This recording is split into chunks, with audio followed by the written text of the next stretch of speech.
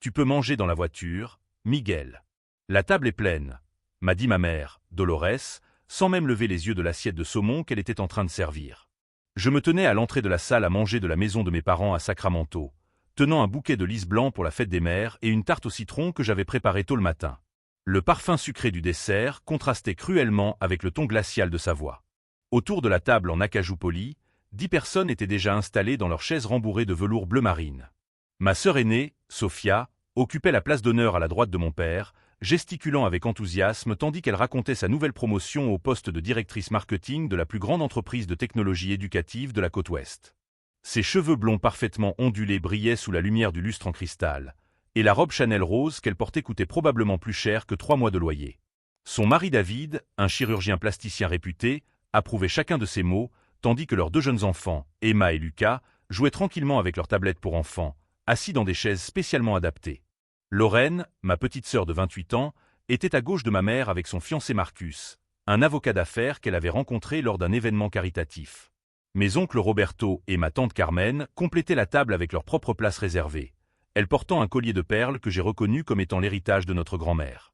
10 chaises, 11 personnes, moi comprise.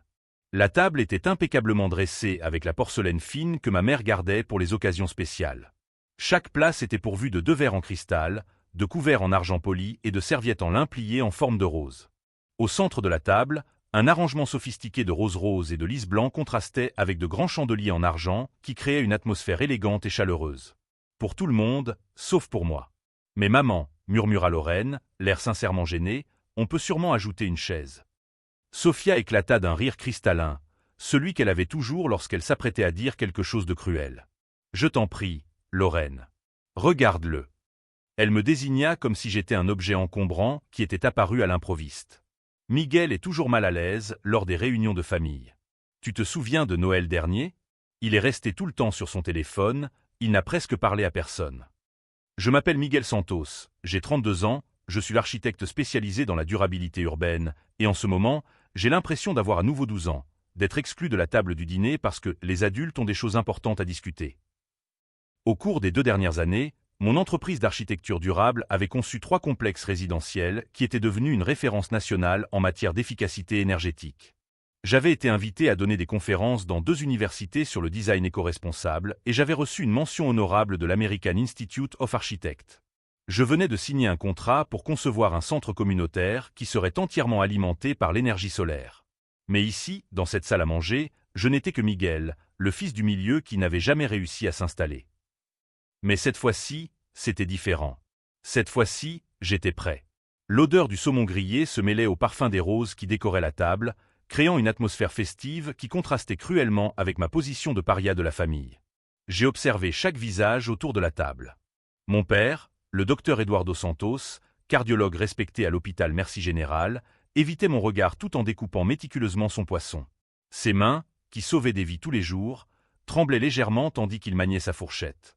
Ma mère continuait de servir comme si j'étais invisible, sa posture droite et ses mouvements précis trahissant les années qu'elle avait passées comme professeure de savoir-vivre avant de se marier. Le collier de diamants que mon père lui avait offert pour son dernier anniversaire captait la lumière des bougies à chaque mouvement. Seul David, le mari de Sophia, semblait véritablement gêné. Nos regards se croisèrent pendant une seconde et il détourna rapidement les yeux, se concentrant intensément sur Emma, 5 ans, pour l'aider à ramasser la serviette brodée qui avait glissé de ses genoux. « Miguel », a poursuivi Sophia, sa voix prenant ce ton condescendant que je connaissais si bien, affiné par des années de pratique lors de réunions d'entreprise, « tu ne te sens pas bien ces derniers temps? Maman m'a dit que tu allais souvent chez le psychologue. Ce serait peut-être mieux que tu aies un endroit plus intime pour manger. Plus calme. » Le silence qui suivit fut assourdissant. Le cliquetis des couverts contre les assiettes cessa complètement. Même les enfants se turent, Emma levant les yeux de sa tablette pour observer la tension palpable dans l'air. L'horloge murale ancienne continuait son tic-tac incessant, marquant les secondes d'une humiliation qui s'étirait comme une éternité. J'aurais pu exploser. J'aurais pu crier au sujet des années de manipulation, d'humiliation systématique et de favoritisme flagrant. J'aurais pu jeter sur la table toutes les preuves que j'avais rassemblées. Les emails dans lesquels Sophia confiait à ses amis comment elle manipulait notre famille pour conserver sa position privilégiée, les enregistrements audio dans lesquels elle admettait inventer des histoires sur mon instabilité mentale, les messages dans lesquels elle se moquait de ma naïveté parce que je continuais à essayer d'avoir une relation saine avec nos parents. Il y avait des captures d'écran de conversation où elle se vantait d'avoir saboté ma relation avec Elena, révélant comment elle avait semé le doute dans son esprit au sujet de mon tempérament instable. J'avais des documents prouvant qu'elle était intervenue, alors que j'étais sur le point d'obtenir une promotion importante, en appelant mon patron sous le couvert d'une ex-petite amie inquiète. Mais je ne ferai pas cela. Pas encore. Au lieu de cela, j'ai pris une profonde inspiration, redressé les épaules et souri. Un sourire calme, presque serein, qui a fait légèrement froncer les sourcils de Sophia. Elle me connaissait suffisamment pour remarquer que quelque chose avait changé. Après 3 décennies passées ensemble, elle connaissait mes schémas comportementaux, et cette tranquillité ne correspondait à aucun d'entre eux. « Tout va bien », ai-je dit, ma voix semblant étrangement calme, même à mes oreilles. Je comprends parfaitement la situation. Je me suis dirigé vers le comptoir de la cuisine adjacente et j'ai placé les fleurs dans un vase en cristal que ma mère gardait pour les occasions spéciales. L'arrangement de lys était magnifique, leurs tiges vertes contrastant avec la transparence du verre. Puis j'ai soigneusement placé ma tarte au citron à côté des autres desserts déjà exposés. Un chésé-sécac à la fraise que Sophia avait commandé dans une pâtisserie haut de gamme et des petits fours colorés que Lorraine avait rapportés d'une boutique française.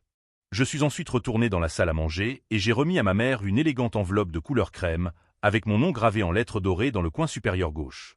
Le papier était épais, de bonne qualité, et le seau avait été fait avec de la cire rouge traditionnelle. C'est ton cadeau pour la fête des mères, maman. Ouvre-le après le déjeuner, quand tout le monde sera réuni pour regarder la télévision. Dolores prit l'enveloppe avec curiosité, la retournant entre ses mains pour en examiner le poids et la texture. C'est très attentionné, Miguel. Une carte personnalisée? En quelque sorte, répondis-je en gardant un ton neutre. C'est une compilation spéciale. Quelque chose que toutes les mères devraient savoir sur leurs enfants. À l'intérieur de cette enveloppe se trouvait quelque chose qui allait changer à jamais la dynamique de notre famille. Quelque chose à quoi Sophia ne s'attendait pas et que nos parents ne pourraient ignorer ou rationaliser comme il avait fait avec tant d'autres situations au fil des ans. En me dirigeant vers la porte, ajustant le col de la chemise bleue que j'avais choisie spécialement pour contraster avec ma pommade, j'entendis Sophia commenter assez fort pour que je l'entende. C'est typique de Miguel, toujours à créer des drames inutiles. Au moins, maintenant, nous pouvons déjeuner en paix et profiter de ce moment spécial en famille. Si vous aimez cette histoire de dépassement familial, n'oubliez pas de vous abonner à la chaîne pour découvrir comment un simple déjeuner de fête des mères allait devenir le catalyseur d'une révélation que personne n'oublierait jamais. Car ce que Sophia ne savait pas, c'est que je ne fuyais pas, vaincu. Je choisissais simplement le moment idéal pour que la vérité éclate enfin au grand jour. Et quand cela arriverait, elle découvrirait que sous-estimer quelqu'un pendant si longtemps pouvait être l'erreur la plus coûteuse de toute une vie. Sophia Maria Santos a toujours été la fille parfaite. À 37 ans, elle avait un CV enviable, MBA de Stanford, directrice marketing de la plus grande entreprise de technologie éducative de la côte ouest, mariée à David, un chirurgien plasticien réputé, mère de 2 enfants scolarisés dans des écoles privées très chères. Mais ce que notre famille n'a jamais vu, c'est comment elle a systématiquement orchestré mon exclusion pendant des décennies. Tout a commencé quand j'avais seulement 8 ans. Sophia, alors âgée de 13 ans, a découvert que j'avais été accepté dans le programme pour enfants surdoués de l'école Lincoln Elementary. La veille du test final, elle a convaincu nos parents que j'étais trop anxieux et que je risquais de faire une dépression nerveuse. Miguel est trop sensible à la pression scolaire, a-t-elle dit en posant sa main sur mon épaule avec une fausse inquiétude. Il vaudrait peut-être mieux qu'il attende d'être plus mûr émotionnellement. Nos parents ont immédiatement accepté. Je n'ai jamais passé le test. Des années plus tard, j'ai découvert que Sophia avait intercepté la lettre d'acceptation et l'avait remplacée par une lettre de refus qu'elle avait elle-même rédigée. Au lycée, lorsque j'ai obtenu un stage d'été dans un cabinet d'architecture durable, 2 semaines avant le début, le responsable m'a appelé pour annuler ma place. Nous avons reçu des informations inquiétantes concernant votre comportement, m'a expliqué M. Jenkins. Des questions de fiabilité que nous ne pouvons ignorer. Des années plus tard, j'ai trouvé un email que Sophia avait envoyé au bureau, se faisant passer pour une enseignante inquiète. Elle me décrivait comme problématique et incapable de suivre des instructions simples. À l'université, je pensais que les choses s'amélioreraient avec la distance. Je me trompais. Sophia a développé des techniques plus subtiles. Lors des réunions de famille, elle détournait la conversation chaque fois que j'essayais de parler de mes projets. Lorsque j'ai obtenu une bourse pour Barcelone, elle a mentionné en passant à nos parents que les programmes à l'étranger étaient une fuite de la réalité. Miguel a toujours été un rêveur irréaliste, disait-elle avec un sourire condescendant. Il doit apprendre à être plus réaliste quant à ses limites. Lorsque j'ai obtenu mon diplôme et commencé ma carrière, chacune de mes réussites était immédiatement minimisée. Sophia avait un don surnaturel pour transformer mes victoires en préoccupations familiales. Tu travailles combien d'heures par semaine? Ce n'est pas tenable, disait-elle. Ou encore, des projets aussi ambitieux peuvent être risqués pour quelqu'un qui débute sa carrière. Quand j'ai commencé à sortir avec Elena, une professeure d'art que j'avais rencontrée lors d'une exposition, Sophia s'est assurée qu'elle se sente mal à l'aise lors de toutes les réunions familiales. Miguel n'a jamais présenté de petit ami qui ait duré plus de 6 mois, disait-elle à Elena pendant les dîners. J'espère que tu es prête à supporter ces sautes d'humeur. Elena a mis fin à notre relation après 8 mois. Ta famille me donne l'impression que je ne suis pas assez bien, m'a-t-elle avoué. Surtout ta sœur. Le moment qui m'a vraiment ouvert les yeux s'est produit il y a 2 ans, lors de l'anniversaire de mariage de mes parents. J'avais préparé un album numérique avec des photos restaurées de toute l'histoire de la famille, y compris des images rares de mes arrière-grands-parents immigrés. Quand mon tour est venu de présenter l'album, Sophia s'est levée brusquement. En fait, a-t-elle annoncé, David et moi avons une surprise qui ne peut pas attendre.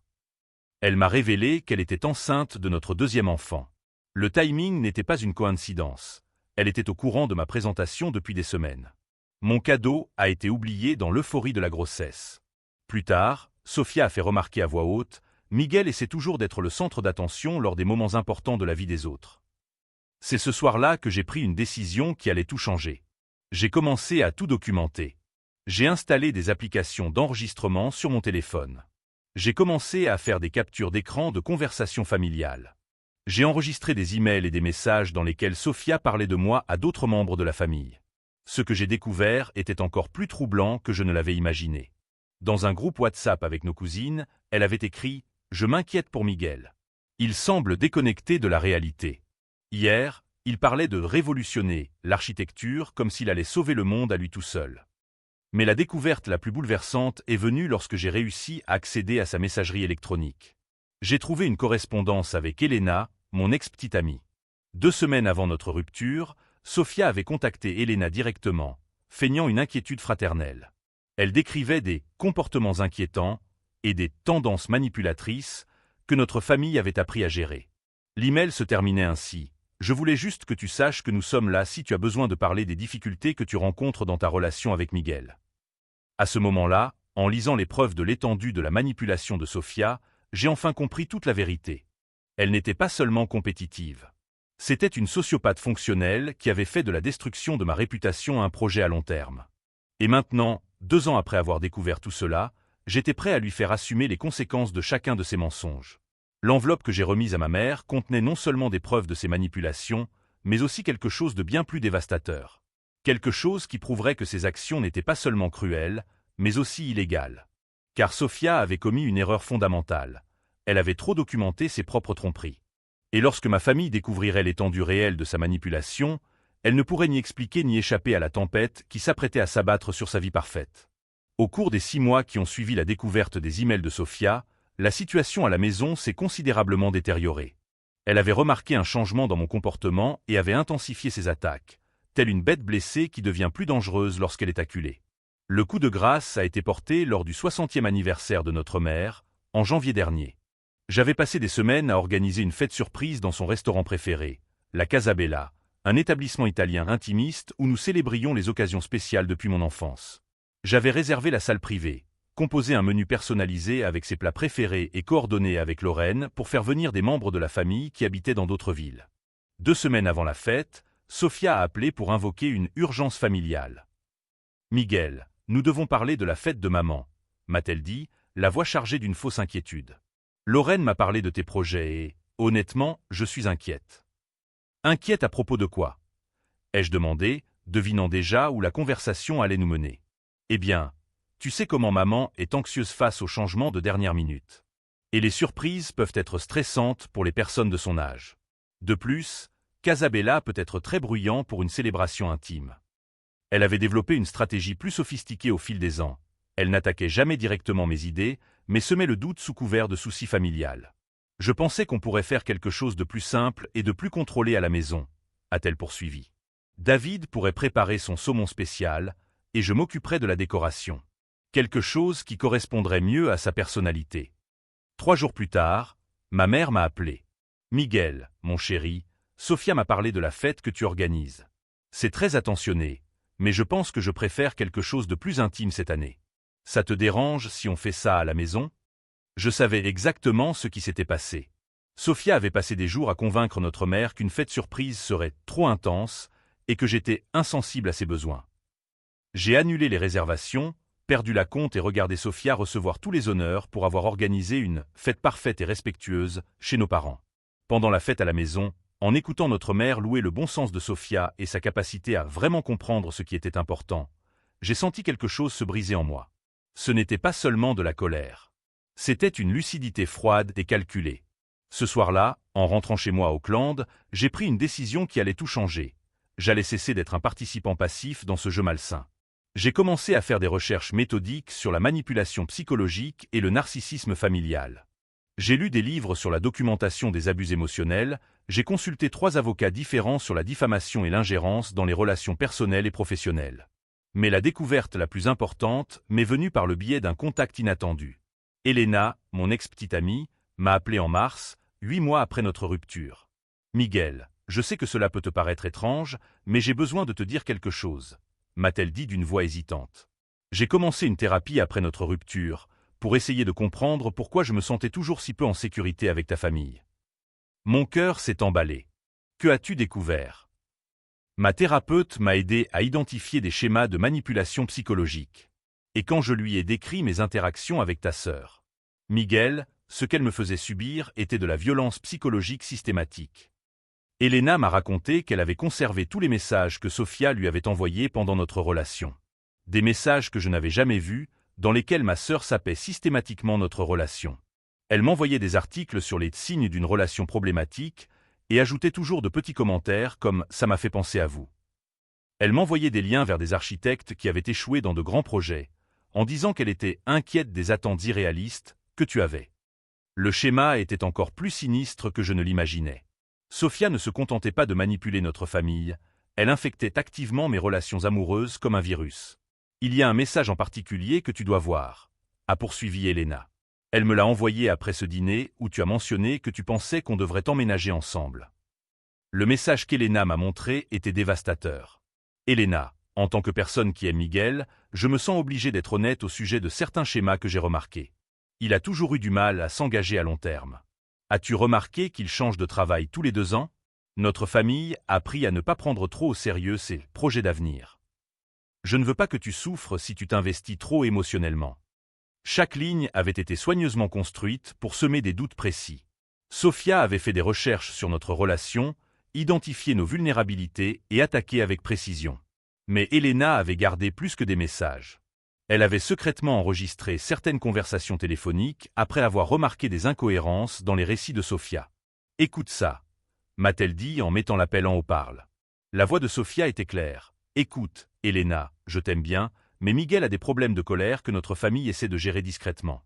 Il n'a jamais frappé personne, mais il a des accès de violence verbale très intenses quand les choses ne se passent pas comme il le veut. Nos parents s'inquiètent parce que tu sembles trop douce et innocente pour gérer ça. Je n'avais jamais eu de crise de colère de ma vie. Mes parents n'avaient jamais exprimé la moindre inquiétude au sujet de mon tempérament. Sophia avait tout simplement inventé de toutes pièces une histoire d'instabilité émotionnelle qui n'existait pas. À ce moment-là, en entendant ma sœur inventer des défauts de personnalité pour détruire ma relation, quelque chose en moi s'est définitivement cristallisé. Il ne s'agissait plus de prouver mon innocence ou de réparer des relations familiales dysfonctionnelles. Il s'agissait de responsabilité. Il s'agissait des conséquences réelles de décennies de manipulation calculée. Elena a accepté de me fournir toutes les preuves qu'elle avait recueillies. Plus important encore, elle a accepté de témoigner si nécessaire. « Tu mérites justice, Miguel », m'a-t-elle dit avant de raccrocher. Et d'autres personnes méritent d'être protégées de ce qu'elle fait. Ce soir-là, assis dans mon salon, entouré de preuves imprimées, d'enregistrements transcrits et d'une chronologie détaillée de 30 ans de manipulation systématique, j'ai enfin compris l'ampleur réelle de ce que Sophia avait fait. Elle n'était pas seulement une sœur compétitive. C'était une prédatrice émotionnelle qui avait transformé toute notre famille en système de soutien pour mener une existence parasitaire. Et maintenant, enfin, j'avais les outils pour tout révéler. L'enveloppe que j'avais remise lors du déjeuner de la fête des mères contenait bien plus que des preuves familiales. Il contenait des documents juridiques, une analyse professionnelle des schémas d'abus psychologiques et des témoignages de multiples victimes de ces manipulations. Car j'avais découvert qu'Elena n'était pas sa seule victime extérieure. Il y avait d'autres personnes, des collègues, d'anciennes amies, même des voisins, que Sophia avait manipulés au fil des ans pour construire et maintenir son image parfaite. Et tout était prêt à témoigner. Pendant que ma famille déjeunait tranquillement, convaincue d'avoir une fois de plus réussi à m'exclure, elle n'avait aucune idée que dans quelques heures, elle découvrirait qui était vraiment Sophia. Et quand elle le découvrirait, il serait impossible de faire semblant de ne pas savoir. Il serait impossible de la protéger des conséquences. Il serait impossible de continuer à vivre dans le fantasme qu'elle avait construit au détriment de ma santé mentale. La vérité, après tout, a sa propre façon de s'imposer lorsqu'elle est documentée avec suffisamment de précision. Dans les mois qui ont suivi ma rencontre avec Elena, j'ai transformé mon appartement d'Auckland en un centre d'opération silencieux. Chaque mur de mon bureau à domicile était recouvert de chronologies imprimées, de photographies de preuves et de connexions cartographiées comme un détective traquant un criminel en série. Car, d'une certaine manière, c'était exactement ce que je faisais. Sophia n'était pas seulement une sœur manipulatrice. C'était une sociopathe systématique qui avait perfectionné sa technique pendant 3 décennies, laissant derrière elle une traînée de vie brisée qui s'étendait bien au-delà de notre famille. La première découverte importante est venue de Marcus, le fiancé de Lorraine. Au cours d'un dîner informel, il a mentionné en passant quelque chose de troublant. « Tu sais, Miguel, ta sœur Sophia m'a donné quelques conseils intéressants sur les relations amoureuses quand Lorraine et moi avons commencé à sortir ensemble. » a-t-il dit en jouant nerveusement avec sa fourchette. Elle m'a mis en garde contre certains schémas comportementaux dans la famille Santos auxquels je devrais prêter attention. Mon sang s'est glacé. Quel genre de schéma? Eh bien, elle a mentionné que vous aviez tous les deux des antécédents de relations instables, en particulier toi et Lorraine. Elle a dit que c'était quelque chose de génétique, lié à des problèmes de contrôle émotionnel. Marcus semblait sincèrement gêné. J'ai trouvé ça bizarre à l'époque, mais Lorraine traversait une période difficile au travail et était parfois très stressée. Sophia avait également semé le doute dans l'esprit de Lorraine. Ma petite sœur, qui avait toujours semblé avoir une relation plus proche avec nos parents, était-elle aussi victime d'une campagne de déstabilisation préventive? Cela m'a conduit à la deuxième phase de mon enquête, rechercher d'autres victimes. Grâce aux réseaux sociaux et à mes relations professionnelles, j'ai réussi à retrouver 3 anciens collègues de Sophia. Chaque conversation a révélé des schémas similaires de manipulation dans l'environnement professionnel. Sarah Chen, qui avait travaillé avec Sophia dans la start-up précédente, m'a parlé de réunions où Sophia mentionnait en passant ses inquiétudes concernant la santé mentale de collègues qu'elle considérait comme des concurrents. Elle avait une façon de faire passer cela pour une préoccupation sincère, m'a expliqué Sarah lors de notre conversation téléphonique. Elle disait des choses comme « Je m'inquiète pour Rachel, elle semble très stressée ces derniers temps » ou « Marc a fait des commentaires étranges lors des réunions ». Jamais d'accusation directe, mais elle semait le doute. Le schéma était toujours le même. Identifier les menaces potentielles pour sa position et saper systématiquement la crédibilité de ces personnes par des insinuations soigneusement construites. Mais la découverte la plus choquante est venue de David, le mari de Sophia. Lors de l'anniversaire de Lorraine en avril, j'ai réussi à m'entretenir en privé avec lui sur la terrasse de la maison de nos parents. David semblait épuisé, avec des cernes profonds qui n'étaient pas là l'année précédente. « Miguel, je peux te poser une question bizarre ?» a-t-il commencé en jetant un regard nerveux vers la porte. « Sophia a toujours été aussi contrôlante avec vous. » La question m'a pris au dépourvu. Contrôlante comment? Elle surveille mon téléphone, mes emails, même mes conversations avec mes collègues médecins. Elle dit que c'est par souci pour nous, que d'autres médecins pourraient nous donner de mauvais conseils sur notre vie financière. David a pris une profonde inspiration. Et dernièrement, elle fait des remarques étranges sur mes compétences professionnelles. Des petites choses, mais constantes. À ce moment-là, j'ai compris que Sophia appliquait les mêmes tactiques d'isolement et de contrôle psychologique dans son propre mariage. David, un chirurgien respecté, était progressivement conditionné à douter de son propre jugement. « David, ai-je dit avec précaution, avez-vous déjà envisagé que Sophia ait des motivations qui ne soient pas purement liées à son souci de vous protéger ?» Il m'a regardé avec un mélange de soulagement et d'effroi, comme quelqu'un qui entend enfin exprimer à haute voix un soupçon qu'il réprimait depuis des mois. C'est alors que David est devenu, sans le savoir, mon allié le plus précieux. Au cours des semaines suivantes, il a commencé à documenter discrètement les comportements contrôlants de Sophia. Des enregistrements de conversations où elle sapait sa confiance professionnelle, des captures d'écran de messages où elle l'isolait de ses amis et collègues, des preuves de la façon dont elle surveillait et contrôlait ses finances personnelles. Pendant ce temps, je construisais l'élément central de mon plan, une présentation multimédia qui révélerait non seulement les manipulations de Sophia au sein de notre famille, mais aussi ses actions illégales dans le milieu professionnel. J'ai découvert qu'elle avait commis des actes de diffamation avérés à l'encontre d'au moins 5 personnes au cours de sa carrière. Plus grave encore, j'ai trouvé des preuves qu'elle avait falsifié des références professionnelles et utilisé des informations confidentielles de son entreprise actuelle pour saboter des concurrents. Mais Sophia, inconsciente que son réseau de mensonges était en train d'être systématiquement démantelé, devenait de plus en plus audacieuse dans ses manipulations. Au cours du dîner de Pâques, elle a fait des commentaires particulièrement cruels sur ma fragilité mentale croissante devant toute la famille. « Miguel est bizarre ces derniers temps », a-t-elle déclaré pendant le dessert. « David m'a dit qu'il posait des questions très indiscrètes sur notre mariage. Je crains qu'il ne projette ses propres problèmes relationnels sur les autres. » C'était un coup brillant. Utiliser ma propre enquête comme preuve d'un comportement problématique, tout en isolant David en suggérant qu'il avait trahi une conversation privée.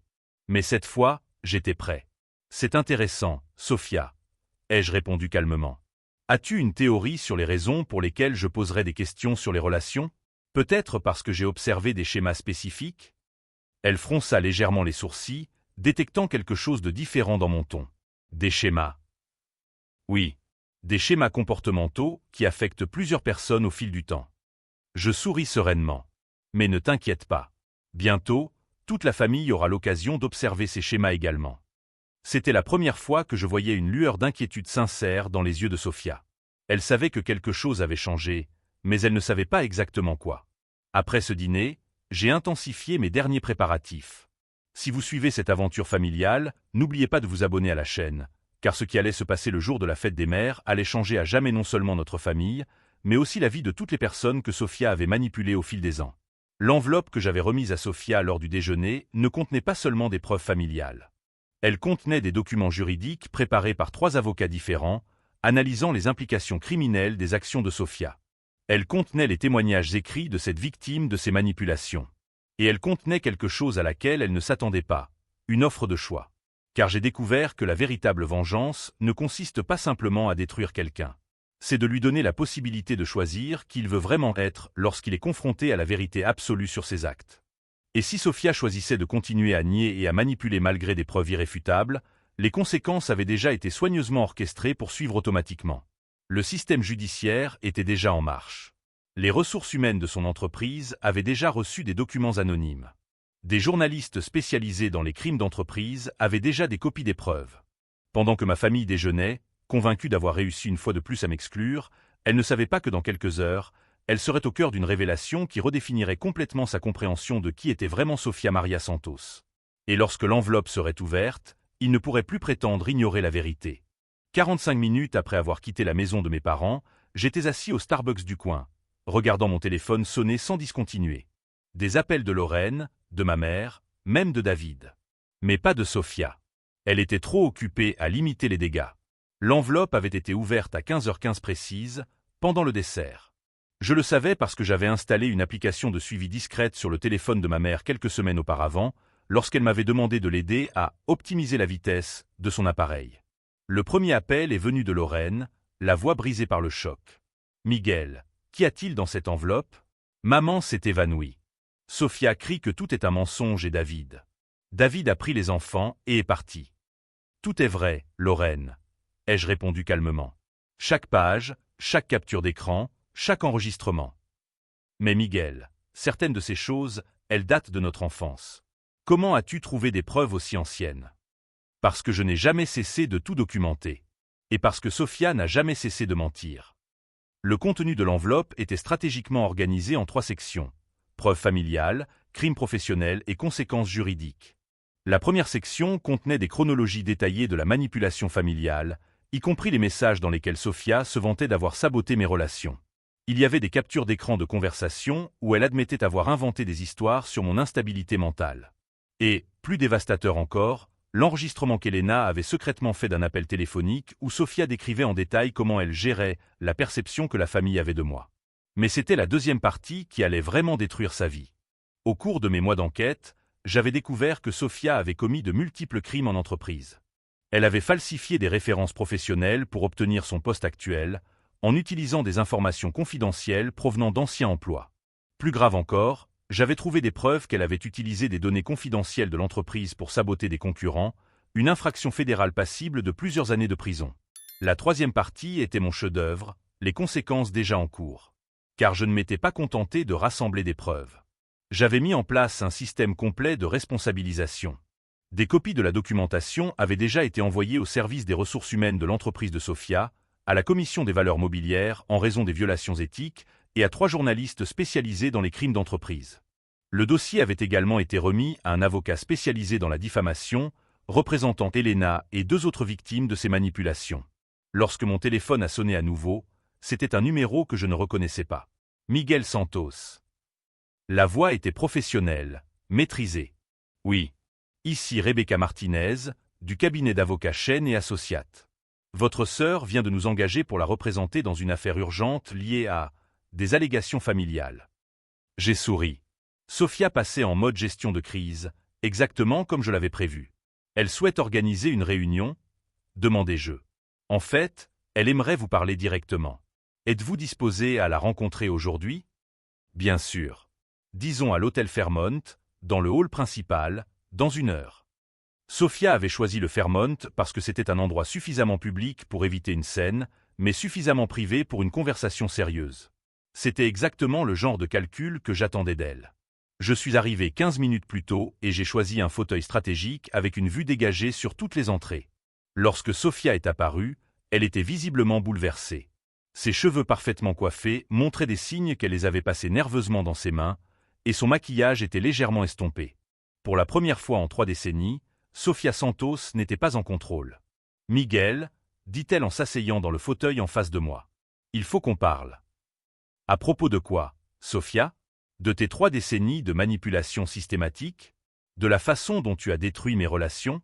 Ou des crimes fédéraux que tu as commis? » Elle se pencha vers moi, la voix basse et pressante. « Écoute, je sais que certaines choses que j'ai faites étaient discutables. Mais tu ne comprends pas la pression que j'ai toujours ressentie pour être parfaite. Maman et papa attendaient tellement de moi. » « Non, » l'interrompis-je. « Tu ne vas pas transformer ça en une histoire où tu es la vraie victime. » Sofia changea instantanément de tactique. « D'accord, tu as raison. J'ai fait de mauvais choix. Mais Miguel, nous sommes une famille. Nous pouvons régler ça entre nous, sans impliquer d'avocats ou d'autres personnes. D'autres personnes comme la commission des valeurs mobilières. » Son visage pâlit. « Que veux-tu dire? » Je veux dire qu'il y a 3 heures, ils ont reçu des preuves documentées que tu as utilisé des informations confidentielles de ton ancienne entreprise pour saboter la concurrence chez TechVantage. C'est un crime fédéral, Sofia. Tu ne peux pas le prouver. J'ai pris mon téléphone et ouvert un fichier audio. Vous voulez entendre vous-même expliquer à votre amie Karen comment vous avez résolu le problème de la concurrence en utilisant des données auxquelles vous seul aviez accès. Le sang quitta complètement son visage. Cet enregistrement avait été fait lors d'une fête d'anniversaire 6 mois plus tôt, alors que Sofia était légèrement ivre et se vantait de ses stratégies professionnelles devant un groupe d'amis. « Miguel, je t'en prie. Si cela est divulgué, je vais perdre mon emploi. Ma carrière sera terminée. Et ma carrière que tu as tenté de saboter à plusieurs reprises? Et mes relations que tu as détruites? Et les années de thérapie dont j'ai eu besoin pour réparer les dommages psychologiques que tu m'as causés? » Sofia se mit à pleurer, des larmes sincères, mais motivées par le désespoir, pas par le regret. « Que veux-tu? De l'argent? Je peux te dédommager financièrement. Je ne veux pas de ton argent, Sofia. Je veux que tu rendes des comptes. Qu'est-ce que ça veut dire? J'ai posé un dossier en carton sur la table entre nous. Ça veut dire que tu as le choix. Tu peux avouer publiquement tes manipulations, présenter des excuses sincères à chaque personne que tu as blessée et suivre une thérapie intensive pour narcissique. Ou tu peux continuer à nier et laisser la justice suivre son cours. Elle a ouvert le dossier avec des mains tremblantes. À l'intérieur se trouvait un contrat détaillé, rédigé par les mêmes avocats qui avaient examiné ces violations de la loi. Si vous choisissez la première option, ai-je poursuivi, je travaillerai avec vous pour minimiser les conséquences juridiques. Mais si vous choisissez de continuer à manipuler et à mentir. Je n'eus pas besoin de terminer ma phrase. Nous savions tous les deux que j'avais documenté chaque crime qu'elle avait commis. Sofia regarda autour d'elle dans le hall élégant de l'hôtel, comme si elle voyait sa vie privilégiée pour la dernière fois. Combien de temps ai-je pour me décider? Jusqu'à demain midi. Elle acquiesça lentement, rangeant le dossier dans son sac avec des mains qui tremblaient sans cesse. Alors qu'elle se levait pour partir, elle se retourna une dernière fois. « Miguel, tu as toujours été plus intelligent que je ne le pensais. »« Non, répondis-je. J'ai toujours été exactement aussi intelligent que vous m'avez sous-estimé.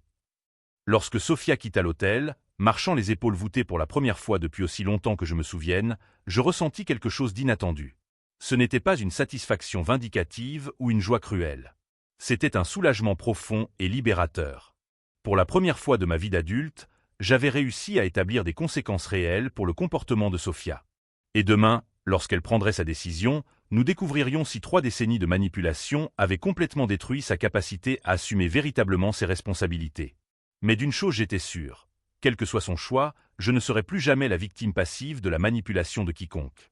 La vérité, après tout, a sa propre façon de s'imposer lorsqu'elle est documentée avec suffisamment de précision et suffisamment de courage pour affronter les conséquences de sa révélation. Le lendemain matin, à 11h57, mon téléphone a sonné. Sophia avait fait son choix. « Miguel », dit-elle d'une voix rauque. « J'accepte les termes du contrat. » 3 heures plus tard, nous étions réunis dans le salon de nos parents. Sophia était assise au centre, tenant une feuille de papier entre ses mains tremblantes.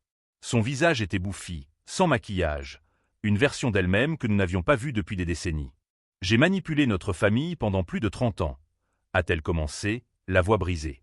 J'ai délibérément saboté les relations de Miguel, j'ai menti sur sa personnalité et j'ai utilisé notre dynamique familiale pour cacher mes propres problèmes. » Ma mère a laissé échapper un sanglot. Mon père est resté immobile. Miguel n'a pas de problème de colère. Miguel n'a jamais été autre chose qu'un frère aimant que j'ai systématiquement détruit parce que je voyais son succès comme une menace. Le silence était total. « Pourquoi, Sophia ?» a murmuré ma mère. « Parce que je suis narcissique. Et les narcissiques détruisent tout autour d'eux pour entretenir l'illusion qu'ils sont spéciaux. » Les conséquences se sont rapidement fait sentir. La société de Sophia a mené une enquête interne et a découvert des preuves supplémentaires. Elle a été immédiatement licenciée et a fait l'objet de poursuites pénales. La Commission des valeurs mobilières lui a infligé des amendes substantielles et lui a interdit d'exercer des fonctions de direction pendant 5 ans. David a entamé une procédure de divorce 2 semaines plus tard. Elle m'a fait douter de mes compétences en tant que chirurgien, a-t-il déclaré au juge. Elena est revenue progressivement dans ma vie. Nous avons commencé par être amis, en surmontant ensemble ce traumatisme. Quelques mois plus tard, notre relation s'est épanouie à nouveau, fondée sur une communication honnête et des limites saines. Ma famille a traversé une transformation douloureuse mais nécessaire.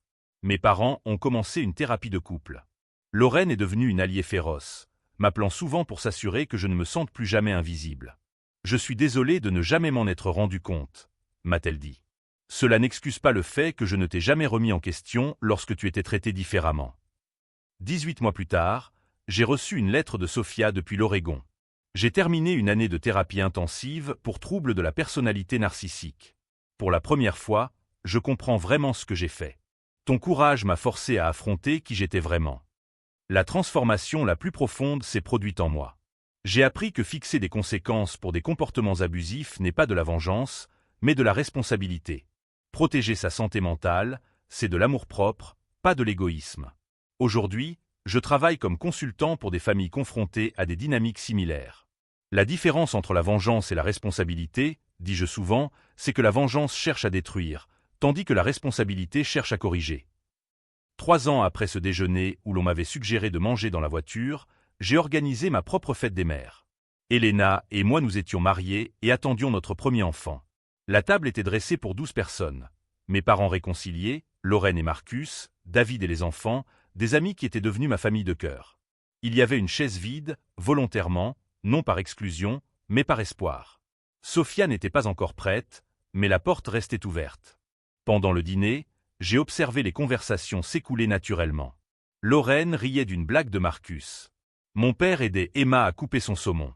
Ma mère montrait à Elena de vieilles photos de famille. C'est ce que devrait être une famille. Des personnes qui choisissent d'être ensemble par amour sincère et respect mutuel. « Regrettes-tu quelque chose ?» a demandé Elena. « Je regrette d'avoir attendu si longtemps pour me défendre, » ai-je répondu. « Mais je ne regrette pas d'avoir affronté la vérité. » Si cette histoire de transformation familiale vous a touché, abonnez-vous à la chaîne Twist et Revenge pour découvrir d'autres histoires de personnes qui ont refusé de rester des victimes silencieuses. Chaque histoire nous rappelle que nous avons le droit d'exiger le respect, en particulier de la part de notre propre famille. Au final, j'ai appris que vous ne pouvez pas contrôler la façon dont les gens vous traitent. Mais vous pouvez contrôler si vous leur permettez de continuer à le faire. Et parfois, la décision la plus aimante est de dire « ça s'arrête ici ». La véritable victoire n'a pas été de détruire ma sœur. Elle a été de retrouver ma famille, d'établir des limites saines et de créer un espace où l'amour s'exprime par des actions cohérentes.